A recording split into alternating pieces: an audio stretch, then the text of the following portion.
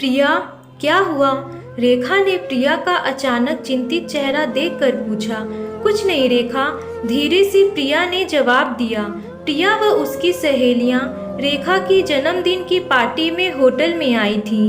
वहीं प्रिया ने अपने पापा को एक खूबसूरत महिला के साथ देखा।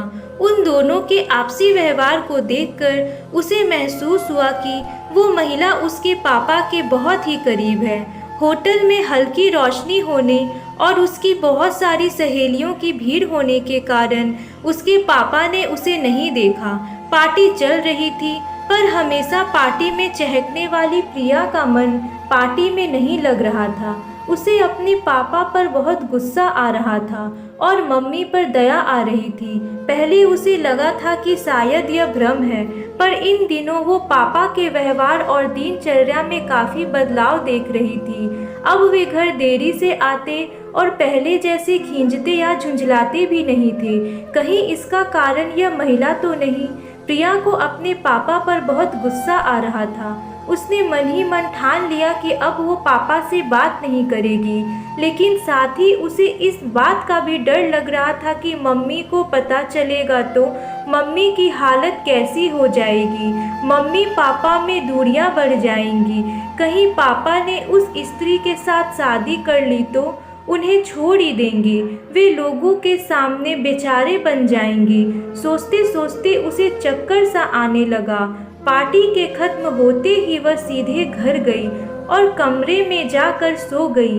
मम्मी ने 2-3 बार पूछा भी कि क्या हुआ, पर वह मम्मी को यह सब कैसे बताती। शाम को पापा के आने की आवाज़ आई। सालू, चाय बना दो, मैं थक गया हूँ, आज ऑफिस में बहुत काम था। पापा का सफ़ेद झूठ सुनकर उसे इतना गुस्सा आया कि वह सीधे बैठक में जाकर मम्मी को असलियत बता दे। पर कहीं कुछ उल्टा हो गया तो मम्मी पापा के बीच जोरदार झगड़ा हो गया और बात बिगड़ गई तो पूरी रात वह सो नहीं पाई। दूसरे दिन पापा के ऑफिस जाने के बाद ही वह कमरे से बाहर आई। रोज की तरह मम्मी फ़ोन पर मशगूल थी। सामने शायद मौसी थी। आधे घंटे के बाद फ़ोन रखकर पूछा कि क्या बात है। उसने सिर दर्द का बहाना बना दिया। मन में चल रही विचारों की आंधी से राहत पाने के लिए उसने टीवी ऑन कर दिया। टीवी सीरियल में वही पति पत्नी का झगड़ा आ रहा था। यूं उसे यह सब देखना पसंद नहीं था, पर आज उसने चैनल नहीं बदला। मैंने तुम्हारे परिवार के लिए अपने आप को पूरी तरह से भुला दिया और तुम बाहर गुलछर्रे उड़ा रहे हो। आखिर मुझ में क्या कमी है? पत्नी रोते हुए बोली। तुम सिर्फ अपने बच्चों, फोन और गृहस्थी में सिमट गई हो। अब मेरे लिए तुम्हारे पास समय ही कहाँ रह गया है। पति आगे बिना कोई बहस किए घर से बाहर निकल गया। पीछे पत्नी बड़बड़ाती रही। उसकी सोच की दिशा बदल गई। पापा का पर स्त्री के प्रति आकर्षण का कारण कहीं हम लोग तो नहीं? पापा तो हमसे बहुत प्यार करते हैं, हमारी छोटी छोटी बातों का कितना ख्याल रखते हैं। समाज में पापा का मान सम्मान है, फिर पापा ऐसा क्यों कर रहे हैं? उसने फिर से सभी बातों पर नए सिरे से सोचना शुरू किया। इतनी बड़ी हो जाने और कॉलेज जाने लगी है, इसके बावजूद वो आज भी मम्मी के साथ सोती है। इस उम्र में भी खुद को छोटी बच्ची समझती है और छोटी छोटी ज़रूरतों के लिए भी, चाहे नहाने के कपड़े हों या फिर नूडल्स ही क्यों न खाना हो, मम्मी पर ही निर्भर रहती है। उसकी देखा देखी छोटा भाई भी मम्मी पर ही पूरी तरह निर्भर रहता है। वह भूल गई कि मम्मी पापा पति पत्नी भी हैं। उन दोनों को भी साथ में समय बिताना चाहिए। उसे याद नहीं कि कब मम्मी पापा अंतिम बार अकेले फिल्म या होटल गए हों। यहाँ तक कि दोनों की शादी की सालगिरह पर भी वे बच्चों के साथ होटल जाते हैं। मम्मी तो पूरी तरह से हाउसवाइफ और केवल मम्मी बनकर रह गई है। ऊपर से मम्मी को कितने ही फ़ोन भी आते रहते हैं।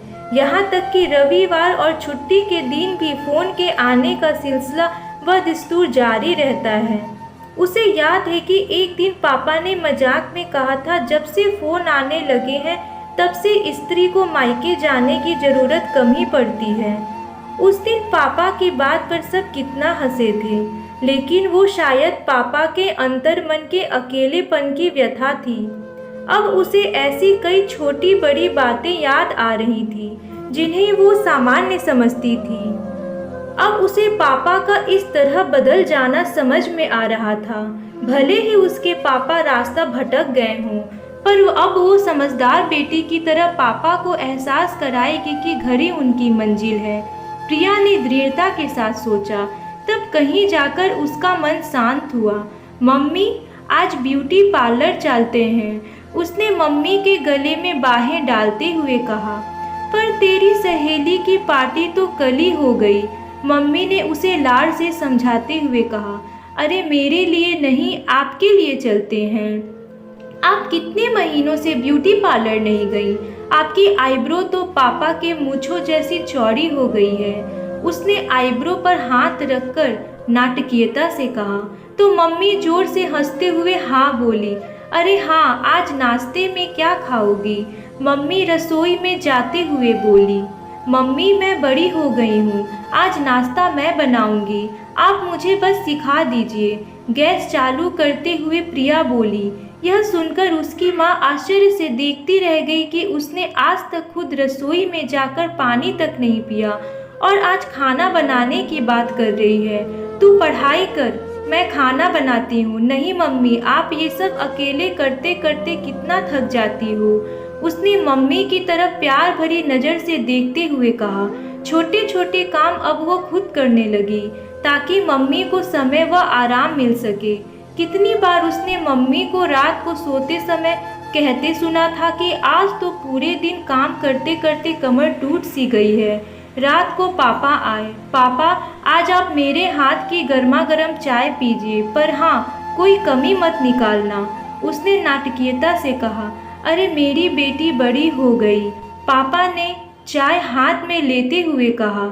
उसे लगा जैसे पापा मुंह से बड़ा शब्द कहते कहते ग्लानि महसूस कर रहे थे। रात को सोते समय उसने मम्मी से कहा, मम्मी आज मुझे कॉलेज का प्रोजेक्ट करना है, काफ़ी देर हो जाएगी, मैं छोटू के रूम में पढ़ती हूँ। उसने सारी किताबें भाई के रूम में ले जाते हुए कहा। रात को वह वहीं सो गई। रविवार था, सब बैठे थे। अचानक फ़ोन की घंटी बजी। प्रिया ने लपक कर फ़ोन उठाया। अरे मौसी, कैसी हैं? मम्मी अभी रसोई में व्यस्त है, कोई खास काम था क्या? उसने बहाना बनाते हुए फ़ोन रख दिया। मम्मी ने उसे गुस्से से घूरा, पर पापा हल्के से मुस्कुरा दिए। एक दिन मम्मी का जन्मदिन था। पापा ने शाम को होटल में डिनर का कार्यक्रम रखा। तय हुआ शाम को घर पर केक काटकर रात को होटल चलेंगे। केक काटने के बाद शाम को जाने का समय हो रहा था। पापा सबको जल्दी तैयार होने के लिए कह रहे थे। मम्मी, मेरे पेट में तेज दर्द हो रहा है, सुबह कैंटीन में खाने के कारण शायद ऐसा हुआ, प्रिया ने कराहते हुए कहा। चलो बेटा, डॉक्टर को बताते हैं, पापा ने चिंतित होकर कहा। नहीं पापा, पेन किलर ले लेती हूँ, आप और मम्मी डिनर पर चले जाओ, छोटू है ना मेरा ध्यान रखने के लिए, उसने दर्द का नाटक करते हुए कहा। मम्मी पापा उसे छोड़कर जाने को तैयार नहीं हो रहे थे, पर उसने अपनी कसम देकर दोनों को भेजा। वे अनमने से गए। होटल पहुंचकर फ़ोन किया। बेटा, तबीयत कैसी है? जवाब में प्रिया छोटू जोर जोर से हंसने लगे। वे समझ गए बच्चों ने उन्हें अकेले भेजने के लिए यह नाटक किया। धीरे धीरे दोनों आपस में खुल गए। दोनों वर्षों बाद अकेले होटल गए थे। शादी के समय की पुरानी यादें ताज़ा हो उठी। कुछ दिन बाद सुबह बाथरूम में पापा फ़ोन पर हाँ हूँ कर रहे थे। सामने जैसे कोई महिला गुस्से में बोल रही थी। पापा ने सॉरी कहते हुए जल्दी से फ़ोन रख दिया।